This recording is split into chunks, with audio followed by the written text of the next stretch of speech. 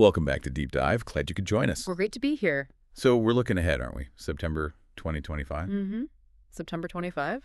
And reading the cosmic weather here, it doesn't feel like just any ordinary month. It sounds, well, pretty significant. Oh, absolutely. Pivotal is probably the right word. The energies are unusually potent this month. Okay, so that's our job for this deep dive then, to really unpack what September 2025 has in store. That's the plan. Break down the key astrological events. See how it might impact you listening right now. And yeah, figure out how best to navigate these powerful waves. Make it understandable. Like our shortcut through the cosmic currents. Something like that, yeah. Get you prepared. And, the first big thing to say is September. It's eclipse season. It's eclipse season. Okay, that always gets attention. It does. And it means the energy is, well, let's just say it's not light. It's intense. You're definitely going to feel it then. Oh, for sure. Profoundly. So eclipses mean shifts. What kind of shifts are we talking about with these ones? Well, we've got a duo, a pair. First up, September 7th, there's a total lunar eclipse in Pisces. Pisces. Okay, watery emotional sign. Exactly. So the core message here is really about surrender. Surrender, like giving up. Not quite giving up, more like letting go. Releasing things that just aren't serving you anymore. Illusions, maybe expectations that were never sustainable. Ah, okay. Or dreams that feel out of reach now. Precisely. Or just slipping away. It's a real turning point for release. Disillusionment, maybe, but in a cleansing way. A recalibration. And it hits hardest wherever Pisces is in your chart. That's right. That's where you'll feel that call to let go most acutely. It's a moment for profound release. Okay, so big emotional clear out to start the month. What's the second eclipse? Then, on September 21st, we get a partial solar eclipse, and this one's at 29 degrees Virgo. 29 degrees. That's always a critical point, isn't it? Yeah. The final degree. It really is. It signifies powerful endings, culminations, things wrapping up. But solar eclipses are also about new beginnings, right? Yeah. Exactly. That's what makes this one so interesting. Endings, yes, but also very potent, fresh starts. Planting new seeds. Around Virgo themes. Absolutely. Think health, work, service, your daily routines, getting organized. This eclipse is a major moment to get real, reset priorities. And consciously plant those seeds for the future. Yes. Build a healthier, more structured foundation moving forward. This is one to really watch. Wow. Okay, so a major emotional release, then a very practical, grounded reset. That sounds intense. It is. And there's more layering in. Oh, of course there is. What else? As if the eclipses weren't enough. September 1st, Saturn retrogrades back into Pisces. Saturn retrograde, reevaluating things. Exactly. It's Saturn's final pass through Pisces until 2026. The last lap. Pretty much. It's asking for one last really crucial look at where you've needed to grow through discipline, patience, acceptance, all that Saturn stuff. Since March 2023, you said? Yeah, since it first went into Pisces. So this is like the final exam. Have you learned the lessons? A cosmic pop quiz from Saturn. Lovely. Something like that. It's your chance to really integrate everything before it moves into Aries. Okay, so September is definitely not for coasting. It's deep work. Action required. No coasting whatsoever. Look, the eclipses. They're the main event.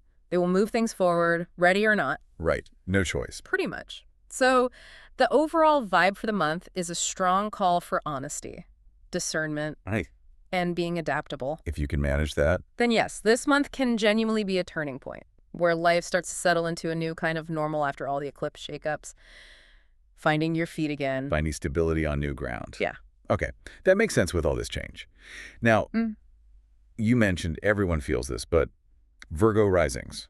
You're saying they're particularly in the hot seat this month. That's a good way to put it. The astrological spotlight is absolutely shining right on Virgo risings. September is profoundly significant for their personal journey. Why specifically them? Well, that solar eclipse is at 29 Virgo, hitting their first house of self.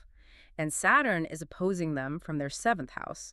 Plus, their ruler, Mercury, is super active. Okay, so what's the core focus for them? It's really about getting crystal clear on personal goals, expressing themselves confidently, getting practical about finances, which is very Virgo anyway, and really navigating partnerships with clear boundaries. Defining themselves and their relationships. Precisely. Mercury moving through their first house of self, then their second house of values and finances.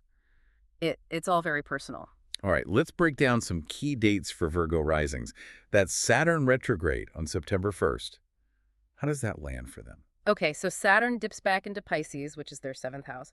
partnerships, relationships. Right. You mentioned the opposition. Yes. So since March 2023, Saturn's been testing their commitments here. This retrograde might bring up old relationship stuff, re-examining past decisions. Like giving something another chance, or finally closing a door. Could be either. Or just working through lingering issues. It's definitely time to set or reset firm boundaries. Clarify expectations. That final exam on relationships. Exactly. Last round of tough but necessary lessons. Absorb them now, reflect, do the work. It's prep for Saturn moving on in early 2026. A real moment of truth for partnerships. Okay, shifting focus. September 2nd, their ruler Mercury enters Virgo, their first house. That sounds helpful. Oh, very helpful. This is a fantastic boost. It sharpens their mental clarity, enhances communication skills. Good time to speak up, present ideas. Absolutely. Advocate for personal goals. Or they might just get super detail-oriented with personal projects, organizing schedules, improving routines, bringing Virgo precision to their world. Sounds like peak Virgo energy. But then, September 3rd, Mercury squares Uranus. First house versus 10th house. Self versus career. Yeah, squares mean tension, friction. So this pits their personal plans against career stuff, public reputation. How might that show up? Could be surprises at work, unexpected changes that disrupt personal plans. Requires quick thinking, adaptation. Or sudden news about career path. That too. Could be unsettling for a moment. Prompt some rapid rethinking of professional goals. Stay flexible is the advice here. Good heads up. Okay, let's jump ahead a bit. September 15th. Venus in Leo sextile Mars in Libra. That's their 12th house and second house. Subconscious and finances. Correct. And a sextile is supportive, harmonious energy. So this is actually quite helpful for finances, but maybe in a quiet way. How so? Could help resolve money worries by finding hidden resources, maybe seeking discreet advice, or getting clarity on emotional spending habits. Connecting the subconscious stuff in the 12th to the practical money stuff in the second. Exactly. Addressing those unconscious patterns that drive financial behavior, leading to healthier choices. Fascinating link. But then just 2 days later, September 17th, Mercury opposes Saturn. First house versus 7th house again. Self versus partnerships. Yeah, this is a big one. Oppositions create that push-pull. Real tension here between personal needs and relationship commitments. Feeling restricted. Could be. Might prompt some difficult but necessary conversations about boundaries, or maybe about the relationship itself. Or getting difficult feedback from a partner. Also possible. Challenging them to see themselves or their behavior more realistically. It's about finding balance through honesty, firming up those boundaries. Definitely sounds like it requires courage. Now let's circle back to the eclipses for Virgo risings. The lunar one on the 7th in their 7th house, and the solar one on the 21st in their 1st house. That combination. Wow. It's profoundly transformative for them, yes. The lunar eclipse in the 7th brings closure or a major shift in a key relationship. Deeper commitment. Or parting ways. Could be either. It brings emotional clarity about what they truly want and need from partnership. Yeah. Leads to more emotional maturity there. And then the solar eclipse in their 1st house. That's all about personal renewal, self-improvement, a deep reassessment of identity, priorities, setting a fresh trajectory. So, initiating a new health routine, a big personal goal. Exactly. Starting a meaningful new project. It's like hitting reset on the self. So together, these eclipses demand they align their relationships with this renewed sense of who they are. A fundamental reset of self and connection. That's huge. It really is. That's a lot for Virgo risings. And honestly, for everyone navigating September 2025, it really does feel like a kind of cosmic reckoning. It does. And connecting those specific Virgo rising transits back to the wider themes, you see how these eclipses are really designed to nudge everyone onto their destined path. Bringing changes, whether we feel ready or not. Exactly. Shedding the old, making space for what needs to come in. So what's the really big picture here? How does September fit into the larger flow? Well, what's truly fascinating is that late 2025 isn't just the end of the year, it's really the final chapter of a much longer astrological cycle. Oh, how so? We have Saturn, Neptune, and Uranus all making their final rounds in their current signs. Pluto's also settling into its new sign in early 2026. So multiple major planets shifting gears around the same time. Exactly. It signals a massive energetic reckoning, a definitive shift towards what really will feel like a new world, a new era. So the rest of 2025 and early 2026. Yeah. It's like a deep dive into the past. In an energetic sense, yes. Spiritually, emotionally, old illusions, structures that don't work, unresolved patterns, they're all surfacing now. Why now? So we can finally resolve them, clean them up, before this new era fully anchors. It's a final clear out.